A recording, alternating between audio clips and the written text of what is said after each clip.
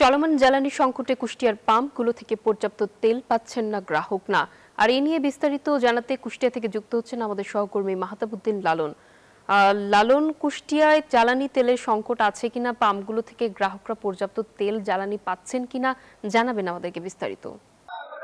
ধন্যবাদ নাফিজা। আপনি যেমনটি জানতে চেয়েছেন, কুষ্টিয়ার 33টি পেট্রোল পাম্প, আমি মালিকদের সাথে কথা বলেছি। তারা বলছেন যে ডিপো থেকে যে পরিমাণ তেলের সরবরাহ করা হচ্ছে, সেই তেল দিয়ে কিন্তু গ্রাহকদের চাহিদা মেটানো সম্ভব হচ্ছে না। ইতিমধ্যেই কিন্তু প্রতিদিনই আমরা লক্ষ্য করছি যে অধিকাংশ পেট্রোল পাম্পই কিন্তু বন্ধ রাখতে বাধ্য হচ্ছেন মালিকরা। কারণ হিসেবে বলা হচ্ছে যে ডিপো থেকে তাদেরকে আসলে সরবরাহ না থাকার কারণেই মূলত এই পাম্পগুলো তারা বন্ধ রাখতে বাধ্য হচ্ছেন। আমি এখন যে পাম্পটিতে রয়েছি, কুষ্টিয়া স্টোর, এটি কুষ্টিয়ার সর্ববৃহৎ তেল পাম্প, এবং তাদের 5টি শাখার মাধ্যমে কিন্তু তারা গ্রাহকদের তেল সরবরাহ করছেন।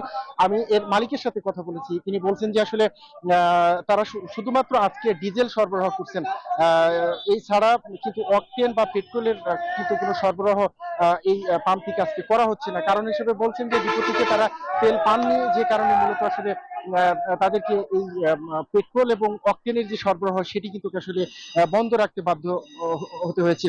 আমি এই পাম্পগুলোতে যে গ্রাহকরা আসেন, তাদের মধ্যে আসলে কৃষকদেরও পেয়েছি, বিভিন্ন যানবাহনের চালক পেয়েছি।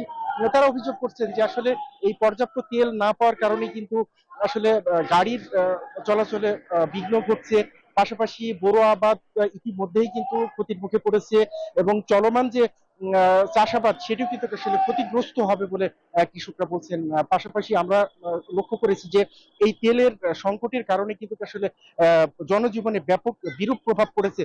পাশাপাশি তারা যেটি বলছেন যে দ্রুত সময়ে যদি এই তেল সরবরাহ স্বাভাবিক করা সম্ভব না হয়, তাহলে কিন্তু পরিস্থিতি আরো কঠিন হবে, এবং সেই ক্ষেত্রে কিন্তু আসলে সাধারণ মানুষের মধ্যে একটি তীব্র ক্ষোভ বা প্রতিক্রিয়া সৃষ্টি হবে। তো এই ছিল কুষ্টিয়ার পেট্রোল পাম্প থেকে জ্বালানি সরবরাহ নিয়ে সর্বশেষ। নাফিজা।